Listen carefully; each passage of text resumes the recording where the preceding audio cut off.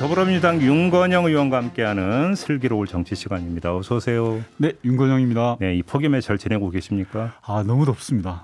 그러게요. 올 여름 어떻게 날지 진짜 까마득합니다. 예, 다음 주가 더 덥다는데 걱정입니다. 네, 건강 관리 잘하시기 바라고요. 네.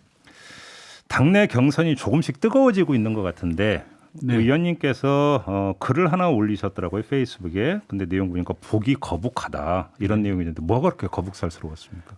대선 경선이라는 게 시간이 지날수록 뜨거워지고 서로 상대에 대해서 공격하는 건 좀 당연한 건데요.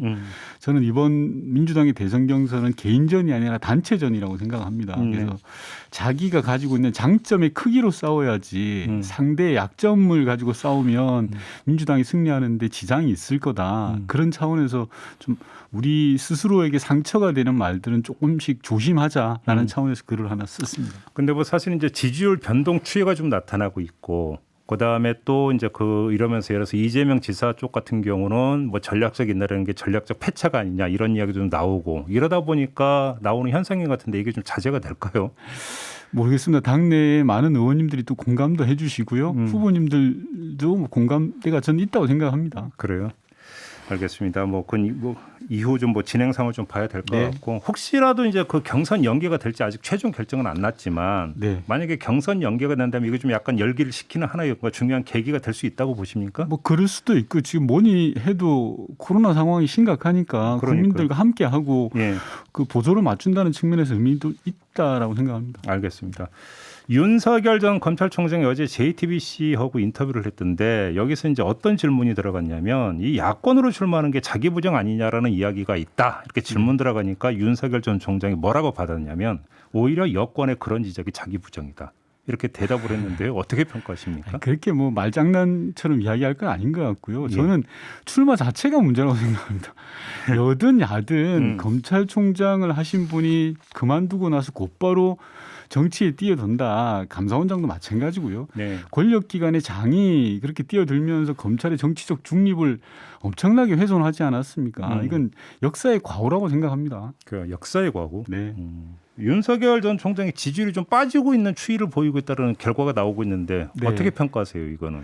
통계적으로 봐도 좀 하락세인 거는 분명한 것 같고요. 예. 우선 두 가지가 두드러지던데 첫 번째는 출마 선언을 하면 보통 이렇게 컨벤션 효과라 그렇죠. 그래서 컨벤션 효과라 그래서 큰 이벤트가 있으니까 지지율이 대폭 상승하는데 전혀 그렇지 못했습니다. 그러니까요. 예. 예. 두 번째는 최근에 여론조사 보면 양자 대결에서 민주당 후보한테 지는 걸로 나왔습니다. 특히 이낙연 후보한테도 지는 걸로 나왔죠. 이낙연 예. 후보가 저희 당 2위 후보인데도 불구하고 네. 윤석열 후보 입장에서는 지는 후보가 되면 이 지지층 이탈 현상이 급속하게 나타날 수도 있다고 생각합니다. 왜냐하면 윤석열 후보의 존재 가치는 이길 수 있다라는 거였는데 그렇죠. 이게 막상 지는 후보가 돼버리면 이반할 수도 있죠. 그래서 근데 그렇게 이제 이탈한 표가 근데 그 민주당으로 오는 게 아니라 혹시 최재형 전 감사원장 쪽으로 갈 가능성은 어떻게 보세요? 뭐 가능성은 열려 있지만 예. 제가 계속 말씀드리지만 재상 후보는 항상 등장해 왔거든요. 그래서 또 바로 또 소멸해 왔습니다. 그렇게 보시는 거고요.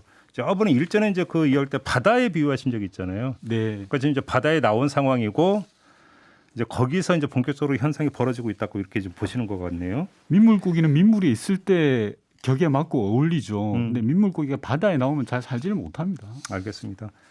자, 여당 의원으로서 요즘 그 코로나 상황이 좀 심각하지 않습니까? 네네. 좀 그 정부도 그렇고 청와대도 그렇고 당도 그렇고 너무 일찍 좀 들떠 있었다. 혹시 이렇게 자평 안 하십니까? 뭐 그런데 동의하지는 않습니다. 왜냐하면 우리는 수출로 먹고 사는 국가 대한민국입니다. 네. 그렇기 때문에 코로나 방역을 튼튼히 하는 건 당연히 기본이지만 경제를 돌보지 않을 수 없는 거지 않습니까? 우리가 뭐 다른 몇몇 국가들처럼 완전히 락다운을 걸어서 봉쇄할 수 있는 여건이 되는 나라도 아니고 개방과 이 경제의 절묘한 줄다리기를 해 가야 되는 상황이기 때문에 네. 경제와 방역 두 마리 토끼를 놓칠 수는 없다. 저는 그렇게 봐야 된다고 생각합니다. 아니 근데 뭐 예를 들어서 사회적 거리두기를 완화를 하고 뭐 1~2차 접종만 해도 밖에서는 그 마스크 벗어도 되고 뭐 이런 식으로 이제 계속 그 국민한테 신호를 줬던 거 그죠? 그걸 좀 말씀을 드리는 거거든요. 맞습니다. 그 모든 것들이 경제와 관련돼 있는 거고요. 저는 계속 말씀드리지만 방역을 놓쳐서는 안 됩니다. 하지만 그렇다고 또 경제를 놓칠 수는 없는 거지 않습니까? 그래서 그래요? 우리나라가 OECD 국가 중에서 경제 회복 속도가 가장 빠르거든요. 선진국 중에서 제일 빠른 국가가 돼 있지 않습니까? 그래서 명암이 있다라고 저는 생각을 합니다. 일각에서는 지금 그 김호란 청와대 방역기획관 책임론을 제기를 하던데 이건 어떻게 받아들이세요? 좀 한심한 소리 같고요. 왜요? 불이 났으면 불 끄는 데 집중해야죠. 옆에 네. 앉아가지고 이 불이 어떠니 저 불이 어떠니 하면서 네. 이렇게 남 탓하는 게야말로 참 못난 짓이라고 생각을 하고요. 예. 이게 전투로 비교해 보면 총알이 머리 위로 휙휙 날아다니고 있는데 지휘관한테 가서 중대장 목을 잘라라고 이야기하는 거와 똑같은데 만약에 중대장이 잘못했으면 전투에 이기고 난 다음에 평가하고 이야기를 할 일이라고 생각을 합니다. 지금은 힘을 합쳐야 될 때이고 대한민국이 저는 코로나 상황을 잘 극복해 왔다고 생각합니다. 4차 위기도 저는 극복할 수 있다고 생각하고요. 야당이 뭐 무슨 일만 생기면 대통령 탓, 남 탓 이렇게 하는 게 좀 일종의 자주 보이시는 모습들인데 이제는 좀 책임 있는 정치를 좀 보여주셨으면 하는 그런 마음. 그럼 같은 결인데 조금 전에 정순균 강남구청장하고 이제 인터뷰 때 잠깐 나온 이야기지만 김도식 서울시 정무부시장이 대통령 책임론을 제기하지 않았습니까? 어제 그 입장문을 봤는데요. 네. 오로지 대통령 탓만 돼 있고 자기 자신들에 대한 문제는 없더라고요. 예. 참 못났다라는 생각이 들고 국민 앞에서 인정하는 거죠. 뭐. 그래요. 조금 전에 한심한 소리라고 말씀하셨는데 네. 이준석 국민의힘 대표를 향해서는 무식한 소리라고 또 말씀하신 적이 있어요. 통일부 폐지 주장에 대해서. 예, 제가 원래 말을 함부로 하는 사람은 아닌데 최근의 모습들이 좀 답답해서 그런 것 같습니다. 예. 이준석 대표가 통일부하고 외교부하고 합쳐야 된다라는 예. 식으로 이야기를 하셨거든요. 예. 통일부 폐지도 그럴 좀 문제가 있지만 외교부랑 합친다라는 것은 정말 몰라도 너무 모른다. 무식의 절정이다. 저는 그렇게 생각을 하는데요. 우리나라 헌법에 보면 제3조가 영토 조항입니다. 우리나라의 그렇죠. 영토는 대한민국과 뭐 그에 수반하는 등등등으로 나오죠. 헌법에 따르면 북한은 국가가 아니라 반국가 단체가 맞습니다. 되는 거죠. 4조에 또 통일 조항이 있습니다. 그래서 북한에 대해서는 이중적 지위를 인정하고 있죠. 저 국가인 듯 하면서도 아닌 게 북한입니다. 그런데 외교라는 게 뭡니까? 국가와 국가 간의 관계를 맺는 게 외교거든요. 예. 외교로 대하겠다라는 것은 분단을 고착화시키고 남북 간에 더 이상 볼 일 없다. 우리 예. 그렇게 여기는 거고요. 미국, 중국, 일본, 아프리카에 있는 뭐 남아공하고 외교하는 거하고 5천 년을 한민족으로 살아온 북한하고 같이 대한다는 게 말이 안 되지 않습니까? 근데 뭐 이제 이제 북한의 지위 문제를 떠나서 이준석 대표가 제기했던 논거 중에 하나는 한 게 뭐 있냐 통일부가. 아니 그런 식으로 이야기하시면 문재인 정부 2년 차인 2018년에 남북 관계를 열었던 게 지금의 통일부입니다. 예. 그럼 그때 그 통일부는 총리급으로 올려야 됩니까? 부총리급으로 올려야 됩니까? 한 정부 기관 내에서도 예. 명함이 있고 굴곡이 있는 거죠. 어차피 이게 있는 건데 네. 딱 일정 시간만 잘라갖고 평가를 하고 그냥 뭐 폐지 이야기하는 것 자체가 좀 그렇다 이런 예. 말씀이시네요. 네. 알겠습니다. 지금 우리 의원님 또 외교통일위원회 소속이시기도 하니까 네네. 도쿄 올림픽 앞두고 한번 좀 전망 좀 해주세요. 그 한일 정상회담이 열릴 수 있을 거라고 보십니까? 좀 어려운 문제인데요. 예. 저는 일본의 행태와 일본 언론의 모습들이 참 찌질하다 그냥 그렇게 생각합니다. 왜요? 왜냐하면 전 세계인의 축제를 열면서 네.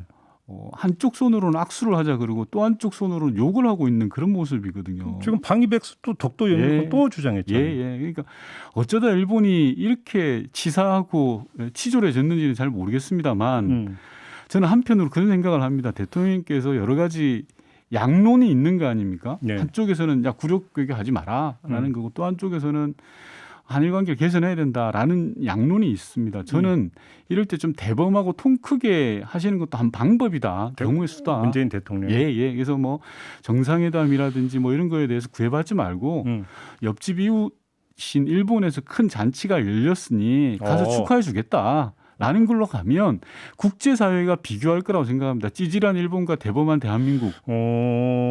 그렇게 보세요? 네. 예를 들어서 뭐 한일 정상회담이 약식이 아니라 정식으로 열리느냐 마느냐, 의제가 조율되느냐 이런 문제를 떠나서 예. 그냥 문재인 대통령이 선제적으로 그냥 나 갈게, 가서 통 크게 축하해 줄게. 가시는 것도 한 방법이다. 그게 뭐 저는 절대적으로 옳다라고 주장하는 건 아닙니다만 예. 다양한 경우의 수의 하나로서 우리의 외교 그리고 대한민국이 통 큰 모습들을 보여줌으로써 예. 찌질한 일본과 비교되는 거 아닌가라는 생각도 듭니다. 그렇게 보시는 겁니까? 네. 지금 며칠 전에 나온 뉴스니까 조 바이든 미국 대통령이 도쿄올림픽 개막식에 참석한다는 보도가 지금 잠깐 나온 적이 있었는데 아직은 뭐 확실하게는 나온 입장은 아닌 것 같습니다. 그래요? 혹시 이제 그거 연동돼 있나 했더니 뭐 그러면 그건 아닌 것 같고 그런 청와대가 혹시 그걸 검토하고 있다고 봐야 아닙니다. 되는 이건 겁니까? 순순히 제 개인의 생각이고요. 예. 네, 좀 하도 일본이 하는 것이 보니까 너무 답답해서 저럴 때는 그냥 큰 원칙으로 대응해 버리면 작은 게 묻어지고 길게 보면 누가 이기는지 드러나지 않을까 싶습니다. 아, 그래요? 네.